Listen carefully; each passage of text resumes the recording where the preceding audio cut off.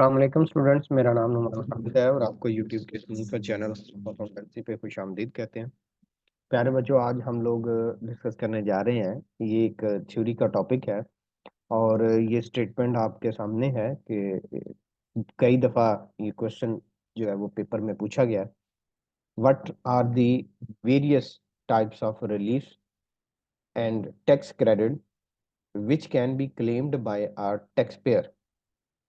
ये 2016 का annual paper है, तब उसमें क्वेश्चन पूछा गया था 21 का। और इसी तरह 2014, 18 एंड 2023 का सप्लीमेंट्री एग्जाम है। तो ये एक इम्पोर्टेंट टॉपिक है। ये इस साल भी चेंज हुआ है टैक्स ईयर 2023 के लिए, जिसका एग्जाम 2024 में होना है।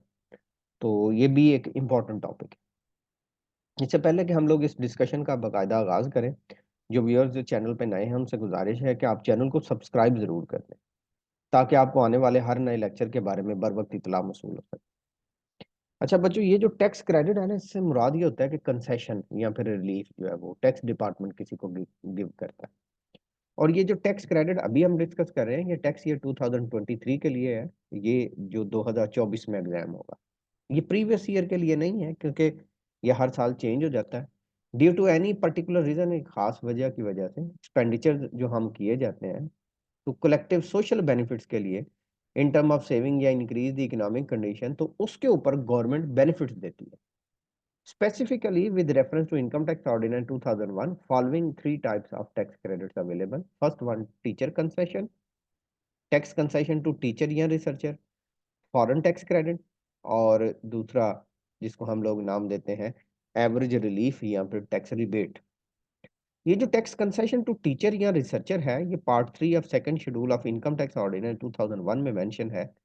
ये इंसेंटिव दिया जाता है फुल टाइम टीचर या फिर जो कोई रिसर्च कर रहा हो उसको, कि वो non profit making education institution में हो या फिर रिसर्च इंस्टीट्यूशन अप्रूव इंस्टीट्यूशन की लिस्ट में हो, गवर्नमेंट ट्रेनिंग इंस्टीट्यूशन हो या रिसर्च इंस्टीट्यूशन हो। The institution must be recognised by the board of education, university of higher education commission. Tax liability of teacher or researcher employed as above will be reduced by an amount, तो उसमें कटौती की जाएगी equal to 25% tax payable on salary. जो salary के ऊपर tax payable होगा उसका 25% कंसेशन दी जाएगी। इससे मुतल्लिका न्यूमेरिकल लेक्चर भी मौजूद हैं, आपसे गुजारिश है कि आप उनको भी देखिएगा। इस वजह से इस लेक्चर की डिस्क्रिप्शन में मैंने अपना नंबर भी रख दिया है। अगर आपको ये नोट्स फ्री ऑफ कास्ट में चाहिए हो तो आप वो रब्ता कर सकते हैं। इसके साथ साथ आप हमसे ऑनलाइन कोचिंग फैसिलिटी भी ले सकते हैं। ये नोट्स और वीडियो लेक्चर तो आपके पास फ्री ऑफ कास्ट अवेलेबल भी है। आप अमूमी तौर पर एंड पे जाके बच्चे ज़रा टेस्ट सेशन जो है वो लेते हैं, तो टेस्ट सेशन से ज़रा तैयारी अच्छी हो जाती है। Foreign tax credit, where a resident taxpayer derived from foreign source income chargeable to tax under this ordinance 2001, in respect of which taxpayer has been paid the foreign tax। कि एक person है, वो पाकिस्तान के लिए रेजिडेंट है और उसने बाहर के मुल्क से कुछ आमदनी कमाई है, चाहे बाहर टैक्स भी दिया हो, तो हम उसको नाम देते हैं कि ये हमारे लिए फॉरेन, उस पर्सन के लिए फॉरेन सोर्स ऑफ इनकम है और उसके ऊपर हम फॉरेन टैक्स क्रेडिट देंगे, क्योंकि उसने एक दफा टैक्स बाहर उसी आमदनी पे दिया और एक पाकिस्तान में आके दे, तो वो कुछ टैक्स से मुतलका कंसेशन के लिए एलिजिबल है। अब टैक्स से मुतलका कंसेशन के लिए वो क्या कहता है जी, फॉरेन टैक्स, इनकम टैक्स। एक तो जो उसने अमाउंट पे किया होता है फॉरेन में इनकम टैक्स का, वो लेना आपने।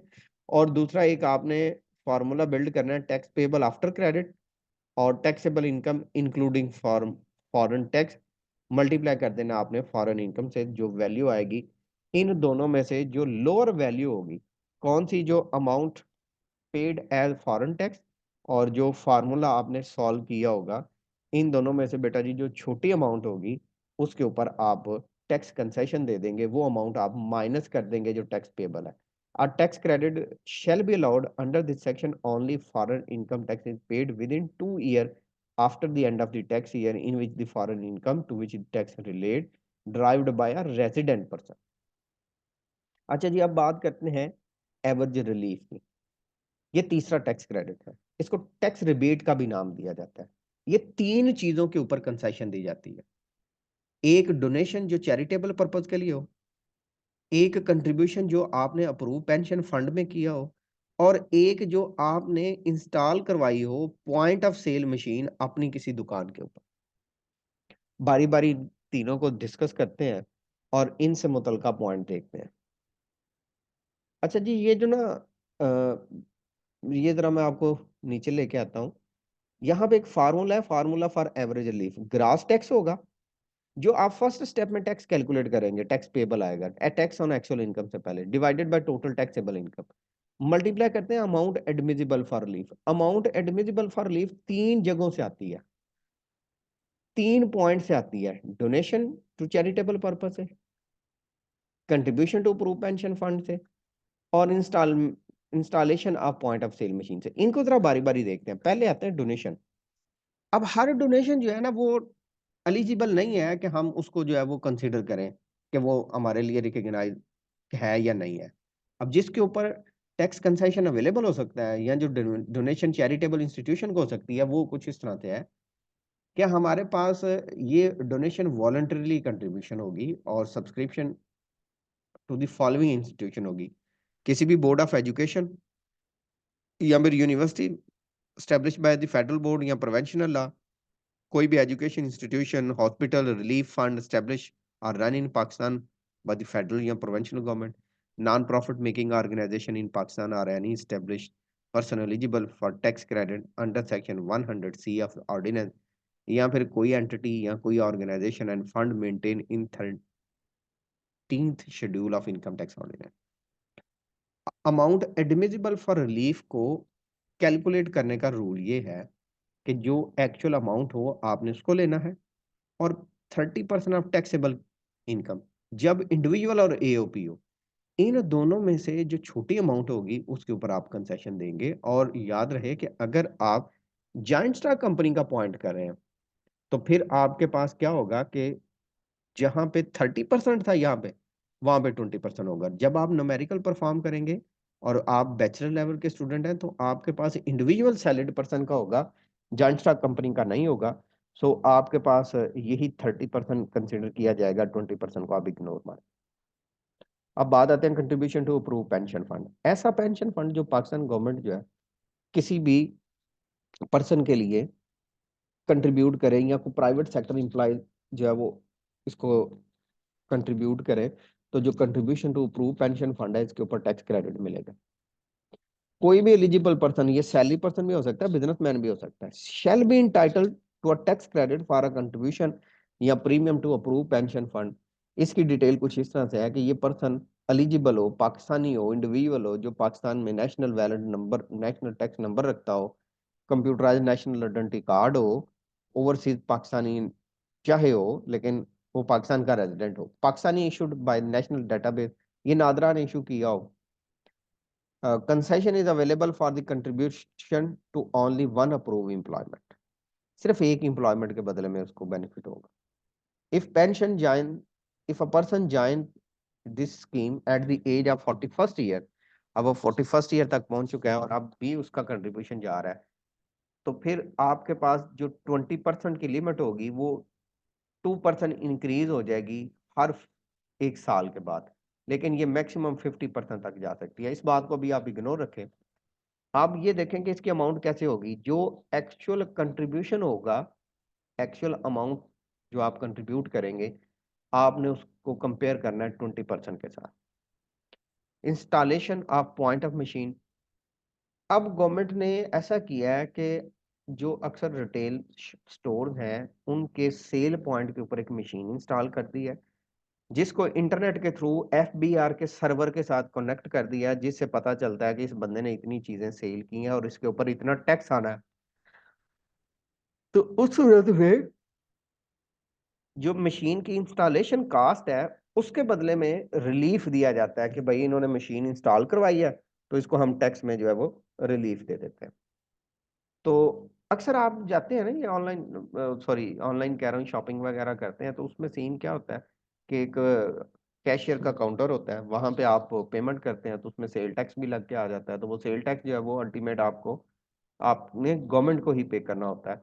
तो वो उस पर्सन ने एक डिवाइस जो इंस्टॉल की होती है उसको हम कहते हैं पॉइंट ऑफ सेल मशीन।